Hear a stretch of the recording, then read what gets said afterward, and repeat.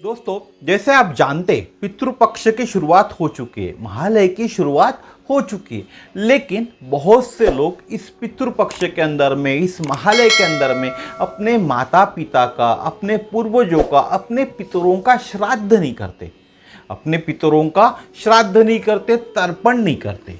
तो मेरा सवाल ये उठता है, पितर किसके थे? आपके थे। माता पिता किसके थे? आपके थे। चाचा चाची किसके थे? आपके थे। बुआ किसकी थी? आपके थे। चाचा किसके थे? आपके थे। मामा किसके थे? आपके थे। मौसी किसकी थी? आपकी थी। तो क्या कोई पड़ोसी आके, आपके आजू बाजू वाला पड़ोसी या और कोई दूसरा रिश्तेदार आके क्या इनका श्राद्ध करने वाला है? श्राद्ध तो आपको ही करना पड़ेगा ना। आपके जो पितर थे उनका श्राद्ध आपको ही करना पड़ेगा। इस दुनिया में यह अधिकार सिर्फ आप ही को मिला है, आपके पितरों का श्राद्ध करने का, और किसी को यह अधिकार ही नहीं है। तो नमस्कार दोस्तों, मेरा नाम समीर शरद देशकर, मैं नागपुर शहर में रहता हूं और आप सभी लोगों का स्वागत करता हूं सीखो हिंदू सीखो इस चैनल पर। आज हम देखने वाले कि जो लोग श्राद्ध नहीं करते उससे उनको क्या नुकसान होता है। अगर आप नए चैनल पे तो सब्सक्राइब जरूर कर लीजिएगा, क्योंकि इस तरह की जानकारियाँ सिर्फ और सिर्फ इसी चैनल पर सीखो हिंदू सीखो पर ही देखने के लिए मिलती है। आज के ज़माने में 21वीं सदी में बहुत से लोग मानते हैं कि श्राद्ध करना यानी एक अंधश्रद्धा है। जो अभी जीवित ही नहीं है उनके लिए क्या श्राद्ध करना? क्या उनको खाना पीना मिलता है? हम जो श्राद्ध करते उनके नाम से जो खाना बनाते, क्या वह आके खाना खाते? जब वो जीवित थे तब हमारे घर वालों ने उनको तकलीफ दी, तब लोगों ने उनको तकलीफ दी, तब उनको खाना नहीं दिया, तो अब मरने के बाद खाना देने से क्या फ़ायदा? ऐसे बहुत से लोगों के मन में सवाल होते हैं। बहुत से लोग यह सोचकर श्राद्ध नहीं करते। तो श्राद्ध नहीं करने से क्या फ़र्क गिरता है, क्या असर होता है आपके ऊपर में? क्योंकि श्राद्ध मैं हमेशा करता हूँ, साल में 3 श्राद्ध मैं करता हूँ, महालय में करता हूँ। जब मेरे माता की यानी मेरे मम्मी की, मेरी माँ की जब तिथि होती है उस दिन करता हूँ, जब मेरे पिताजी की तिथि होती है उस दिन मैं श्राद्ध करता हूँ। इसलिए मैं बोल रहा हूँ आपको इसका क्या परिणाम भुगतने पड़ेंगे, यही मैं आपको आज के वीडियो में बताने वाला हूँ। तो बढ़ते वीडियो की तरफ। तो श्राद्ध न करने से होने वाली हानि क्या होती है? अपने शास्त्र में, यानी हमारा जो भारतीय शास्त्र है, सनातन शास्त्र है, श्राद्ध न करने से होने वाली जो हानि बताई है उसे जानकर रोंगटे खड़े हो जाते। आपने उसको विस्तार से जाना। हमारे सनातन धर्म के अंदर में जो हानि बताई है श्राद्ध न करने से, उसको आपने अगर विस्तार से समझा तो आपके रोंगटे खड़े हो जाएंगे।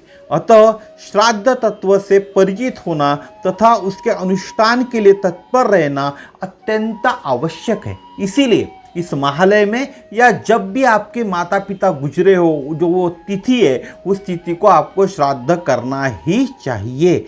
यह सर्वविदित है कि वृत व्यक्ति इस महायात्रा में अपना स्थूल शरीर भी नहीं ले जा सकता, और तब पाथेय यानी अन्न जल कैसे ले जा सकता है? आप भी जानते, जब कोई व्यक्ति मृत हो जाता है, जो मेरा शरीर है, जो शरीर हमने धारण किए, उस शरीर को नश्वर है, शरीर, उस शरीर को जलाना पड़ता है। शरीर के साथ यह देह यानी यह जो लोक है, पृथ्वी लोक है, ये छोड़कर आदमी नहीं जा सकता। उसी प्रकार जब आत्मा निकल जाती है शरीर से, तो वह आत्मा अन्न जल भी नहीं ले जा सकती। आपको जो सवाल था आपके मन में कि शरीर त्यागने के बाद अन्न जल कहाँ से मिलेगा, तो जैसा शरीर उसने त्यागा आत्मा ने, तो शरीर त्यागने के बाद वह आत्मा अन्न जल, उसके खाने के लिए अन्न और जल भी नहीं ले जा सकता। उस समय उसके सगे संबंधी श्राद्ध विधि से उसे जो कुछ देते वही उसे मिलता है।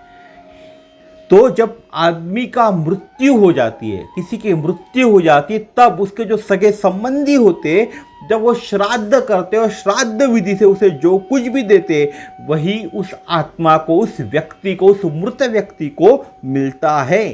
शास्त्र ने मरणोपरांत पिंडदान की व्यवस्था की है। हमारे शास्त्रों के अंदर में, सनातन शास्त्रों में पिंडदान की व्यवस्था की गई है।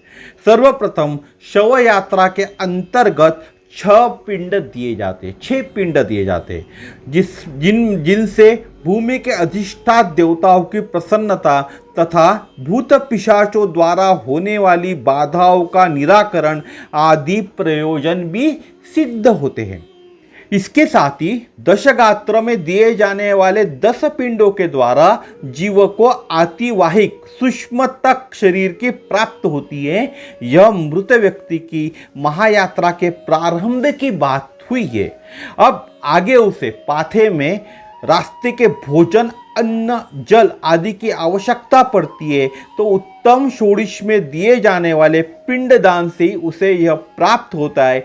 यदि सगे संबंधी, पुत्र पौत्र आदि पिंडदान न दे तो भूख प्यास से उसे वहाँ बहुत दारुण दुख भुगतना पड़ता है।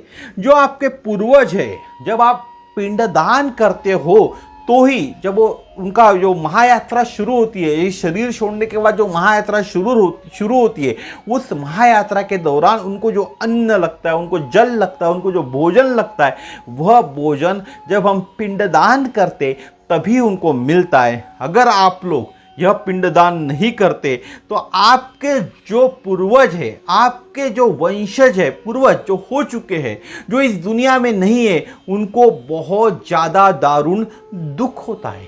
अब जो श्राद्ध नहीं करते, जो समझते कि श्राद्ध करना एक अंधश्रद्धा है, तो उनको कष्ट भी मिलता है।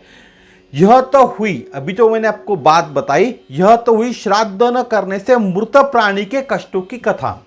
अभी तक जो मैंने आपको बताया, आपके परिवार के अंदर में जो मृत हो चुके, आपने श्राद्ध नहीं किया करके उनको मिलने वाले कष्ट के बारे में हमने देखा। अब श्राद्ध ने करने वाले को भी पग पग पर, हर रास्ते रास्ते पर, हर पग पर कष्ट का सामना करना पड़ता है। मृत प्राणी बाध्य होकर श्राद्ध न करने वाले अपने सगे संबंधियों का रक्त चूसने लगते हैं। जो मृत हो चुके व्यक्ति, वो नहीं चाहते अपने सगे संबंधियों का रक्त चूसना, लेकिन क्या होता है, आप श्राद्ध नहीं करते, इसके कारण वह मजबूर हो जाते अपने सगे संबंधियों का रक्त चूसने के लिए। ब्रह्म पुराण के अंदर में इसके लिए एक श्लोक है। तो ब्रह्म पुराण का श्लोक क्या है? श्राद्धम न कुरुते मोहात तस्य रक्तम पिबंती ते। श्राद्धम न कुरुते मोहात तस्य रक्तम पिबंती ते, यह ब्रह्म पुराण में कहा गया है।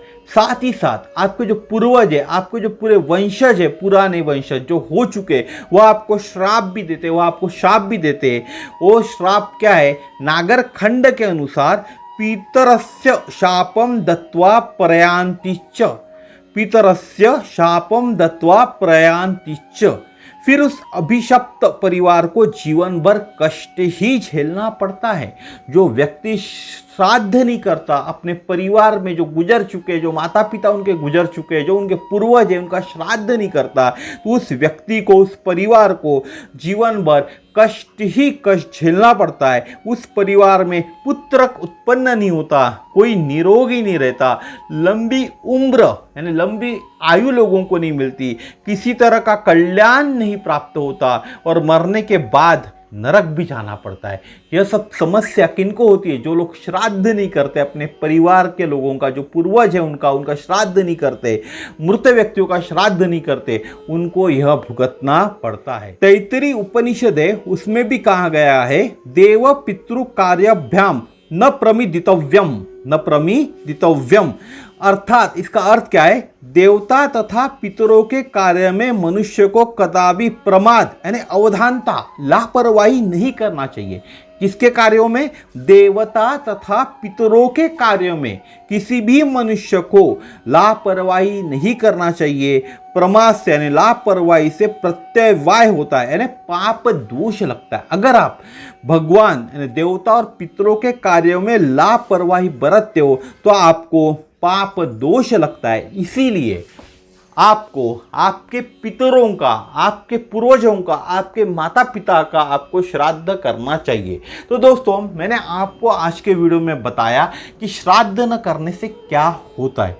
आप गौर कर लीजिएगा, अगर आप भी आपके माता पिता का, आपके पूर्वजों का, आपके पितरों का श्राद्ध नहीं करते, तो मैंने जो परिणाम आपको बताया, जो भुगतना आपको पड़ता है, क्या यही समस्या आपके घर में तो नहीं है?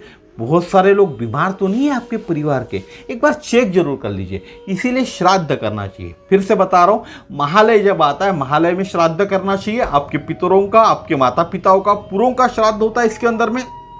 जितने भी आपके परिवार के लोग हैं सभी का श्राद्ध इसके अंदर में हो जाता है, जो इस धरती पे नहीं है, जो गुजर चुके हैं। और जब आपके माता पिता की मृत्यु हुई है, उस तिथि को आपके माता का, उस तिथि को आपके पिता का आपको श्राद्ध करना चाहिए। तो दोस्तों, आज के वीडियो में मैंने आपको बताने की कोशिश की कि श्राद्ध न करने से क्या हानि आपको पहुंचती।